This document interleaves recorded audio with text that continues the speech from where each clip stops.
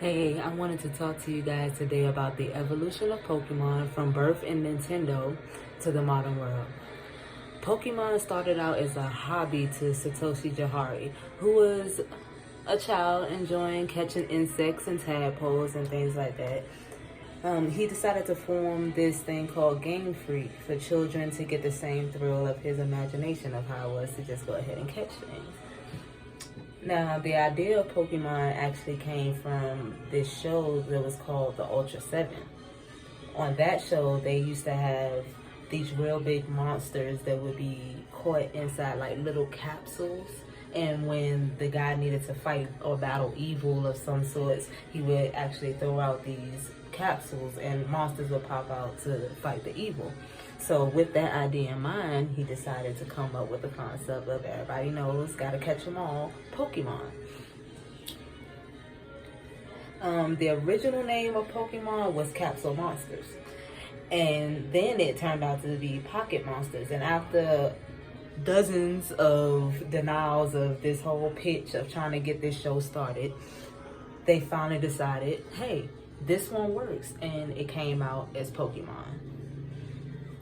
And there was so many trademarking complications at the time, so that's how they all settled on Pokemon. Nintendo is the company that actually decided to pick up Game Freak's game that Satoshi had made called Pokemon. And they're the only ones who actually fund this project. No other game system has access to Pokemon. The only game system that you can get Pokemon on is Nintendo.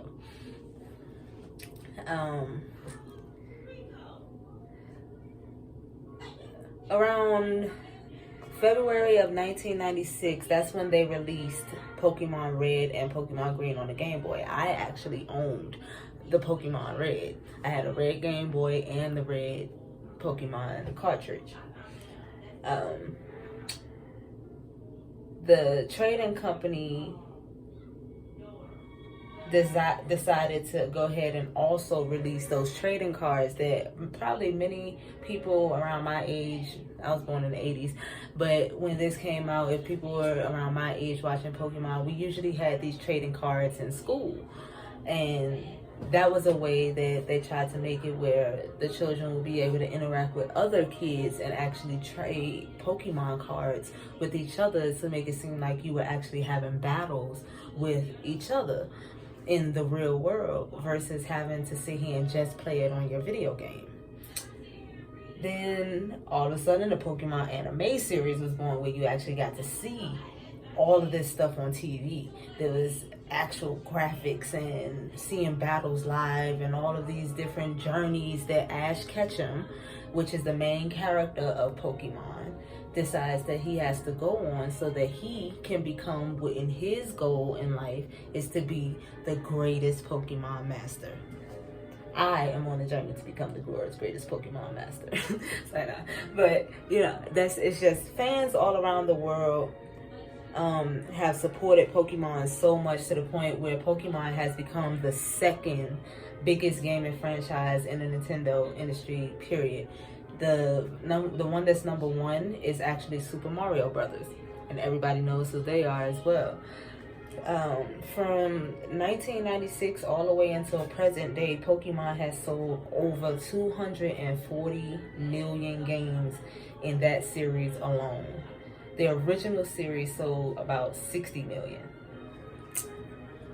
Each generation basically brought new fans and hundreds of new Pokemon.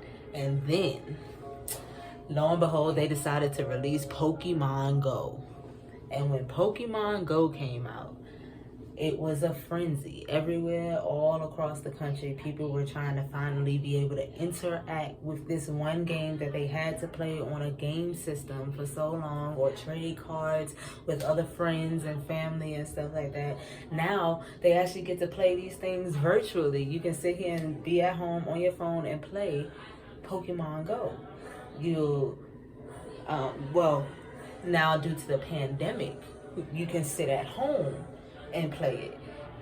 Pokemon Go was originally intended for you to go out and surface the world so that people can travel, get exercise in, make the game a little more interactive, something that's more on the healthy side of life. It doesn't have you just sitting being a couch potato. It makes you get up and actually walk around your neighborhood, walk around your city, walk around your town, and go find these new places and new things and new Pokemon to catch. And all the different types, there's so many different kinds. You can have fire, water, electric, ice, ghost.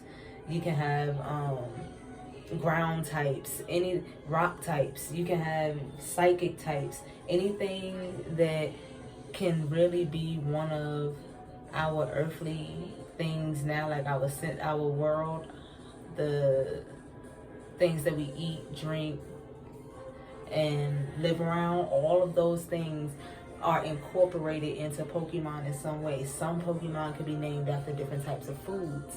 And the whole game in general is to just make you have fun learning about having different creatures, different partners, and being able to socialize with other people in your community and have little battles, some type of social interaction, so that you're not just stagnant into yourself.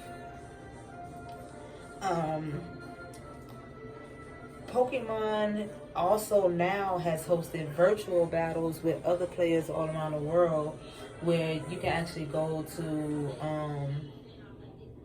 the Pokemon Go website or the Pokemon website, and you'll see when they have different events that arrive up where you'll be able to come and actually be a part of something, or they'll let you know if they're having a virtual meetup where everybody can go ahead and play online, or you can play together in a facility. But like I said, during this COVID-19 season, everybody has to stay away from each other. Everybody's practicing social distancing.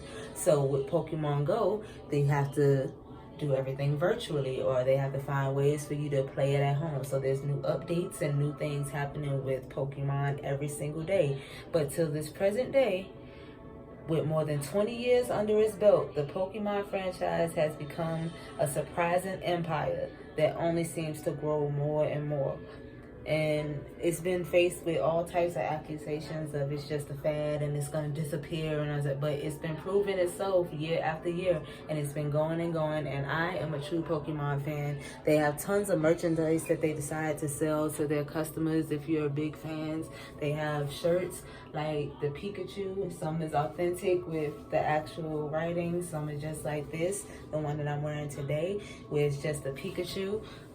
They had a movie called Detective Pikachu that came out not too long ago, and this is where they advertised the High Hat Cafe. And then they have other hats like this one. You can pick these up in different stores or online. And then, of course, the company that owns it all, Nintendo. All these merchandise that they have for anything that people want, if they're a Nintendo fanatic or a Pokemon fanatic. And I hope you enjoyed this presentation. Thank you.